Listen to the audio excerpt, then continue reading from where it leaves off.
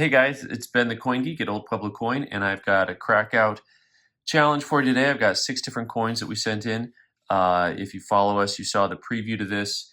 If you do not follow us, you can click on the banner and look at the old video and see what Crackout challenges are all about. I had previewed the coins previously, and we're going to take a closer look at how they came back.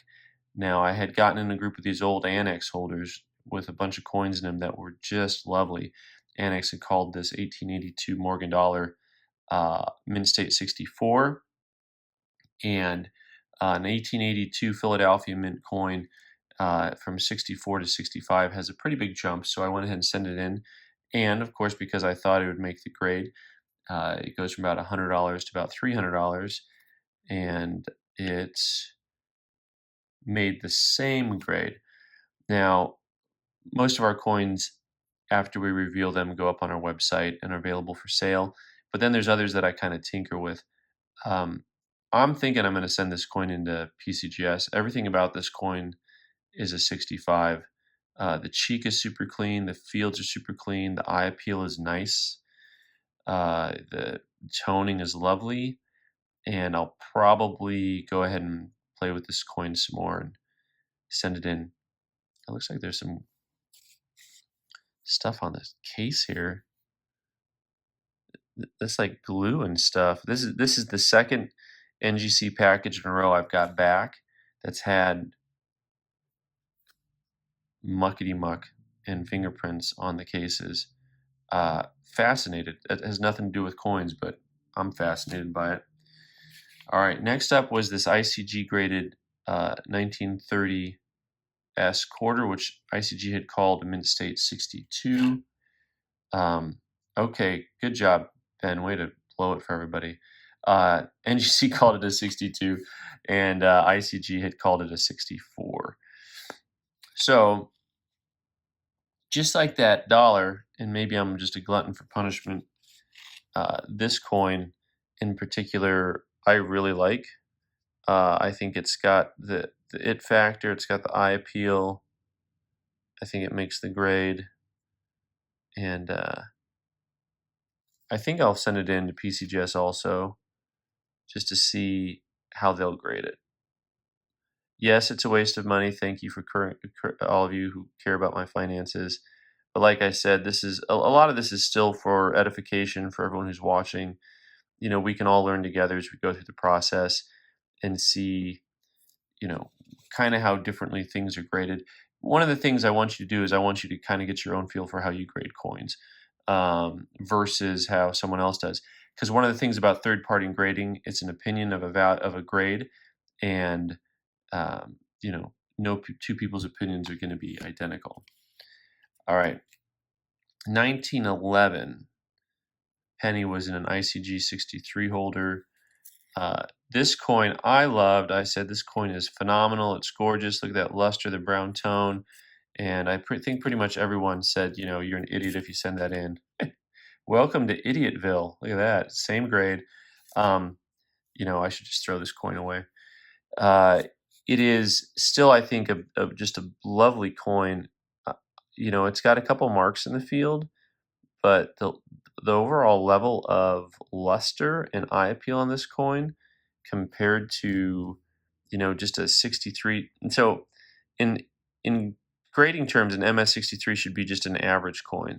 This has a little spot above the 1 and below the pluribus. So, I mean, they could ding it pretty hard just for that, I guess, but there's no reason why you don't call this coin a high grade. Those fields are immaculate and lustrous, and I'm spending too much time on a coin that everyone else thinks is ugly, but I love it. So beauty is in the eye of the beholder.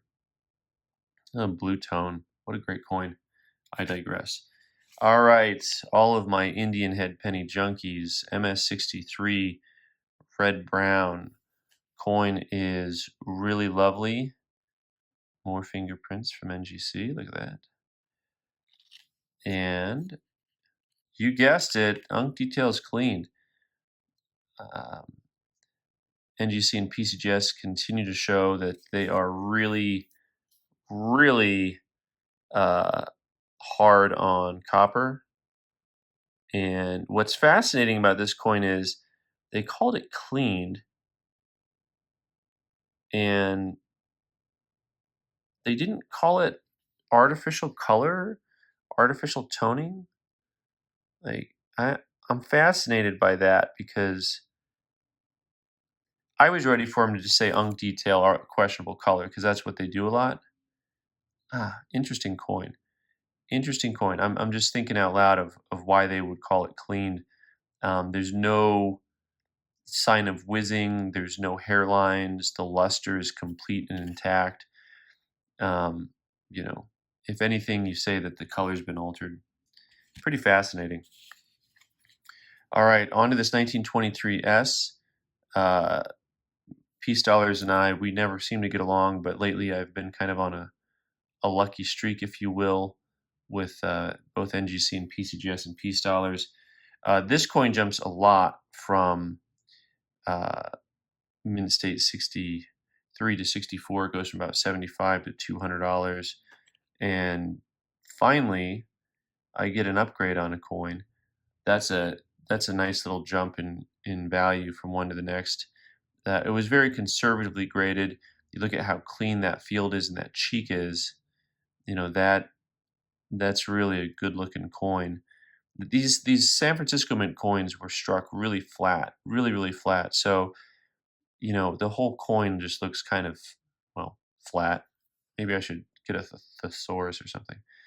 But overall, really lovely coin. All right, and now, so for those of you who follow me, you've been waiting to look at this coin again. This 1880S in a MS61 PL holder from PCGS. It was NGC, pardon me. It was this old fatty, this thicker holders that they used to have. So I can, ta-da! Look at that. Now I can fool you a little longer. The coin is just attractive as all get out. Fascinating, exact same grade. I'm fascinated by this because NGC does not have, you know, any type of a record of their older holders as far as like imaging. So I'm fascinated that they call this coin a 61. Just mind-boggling.